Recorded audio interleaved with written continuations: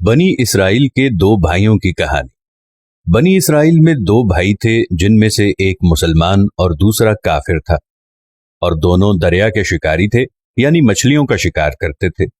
काफिर बुत को सजदा करता, फिर जब मछलियों के लिए दरिया में जाल डालता तो इस कदर मछलियां आ जाती कि उनको खींचना मुश्किल हो जाता, मगर मुसलमान के जाल में सिर्फ एक मछली आती और उस पर सब्र के साथ खुदा का शुक्र अदा करता।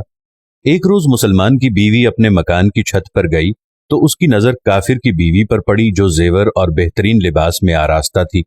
मुसलमान के दिल में वसवसा पैदा हो गया कि काश मैं भी ऐसी होती। तो काफिर की बीवी बोली, तुम अपने शौहर को आमादा कर लो कि वो मेरे शौहर के माबूद यानी बुत की इबादत किया करे, ताकि तुम भी मेरी तरह मालदार हो जाओ। मुसलमान की बीवी गमजदा होकर नीचे आई, और जब उसका शौहर आया तो देखकर दरियाफ्त किया कि क्या हुआ है जो इस कदर गमजदा मालूम होती हो। उसकी बीवी कहने लगी, बस मियाँ, या तो मुझे तलाक दे दो या फिर अपने भाई के माबूद की परस्तिश करो। ये सुनकर उसके शौहर ने कहा, खुदा की बंदी, खुदा से डरो, ईमान की दौलत के बाद कुफ्र की बातें करती हो। बीवी बोली, बस अब मुझसे ज्यादा बातें न बनाओ, मैं नंगी पूंजी नहीं रह सकती, जबकि दूसरी औरतें जेवरात और उम्दा लिबास से आरास्ता रहती हैं। जब उस मर्द मोमिन ने देखा कि औरत जिद पर उतर आई है और उसका इसरार हद से गुजर चुका है, तो उसने औरत को तसल्ली दी और कहा कि घबराने की जरूरत नहीं, मैं कल से कारीगरों और मजदूरों में जाकर मेहनत करूंगा और रोज 2 दीनार दूंगा, इस तरह अपनी हालत को दुरुस्त कर लेना। ये सुनकर औरत को कुछ तसल्ली हुई। वो मर्द मोमिन मजदूरी की तलाश में निकला, किसी ने उसकी बात ना मानी। बिलाखिर मायूस होकर किसी दरिया के किनारे पहुंचा और शाम तक अल्लाह ताला की इबादत में मसरूफ रहा। रात को जब घर आया तो बीवी ने दरियाफ्त किया कि आज तुम कहाँ थे।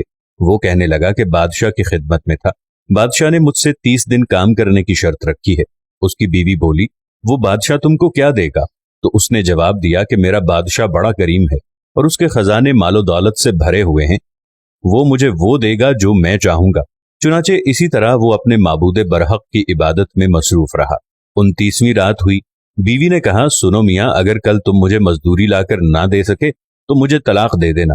ये सुनकर उसको किसी कदर परेशानी लाहिक हुई और तीसरी सुबह उसने यहूदी से कहा, क्या तुम मुझे मजदूरी पर लगा लोगे? यहूदी बोला, ठीक है, मगर मेरे पास तुम्हारे खाने पीने का कोई बंदोबस्त नहीं होगा। वो मर्द मोमिन रोजे की नीयत करके काम पर गया।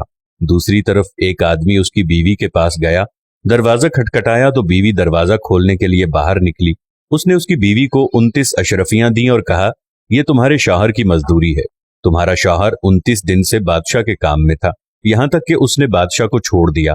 अगर वो 30वें दिन भी काम पर आता तो उसको बहुत सी उजरत मिल जाती, लेकिन वो यहूदी के पास चला गया। अगर वो मजीद बादशाह का काम करता तो बादशाह उसको मजीद उजरत देता। बस ये लो 29 अशरफियां, इनमें से एक अशरफी इसलिए कम है क्योंकि आपका शौहर 30वें दिन काम पर नहीं गया। वो औरत उनमें से एक अशरफी लेकर बाजार निकली। जब उसने सुनार को वो अशरफी दी तो उसने 1000 दिरहम औरत के हवाले कर दिए।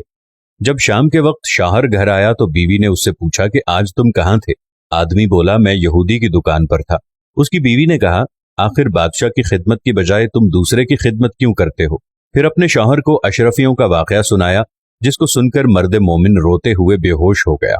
जब उसको होश आया तो बीवी से कहने लगा, अफसोस कि मैंने बादशाह दो जहां की खिदमत का हक अपने ऊपर लाजिम ना किया।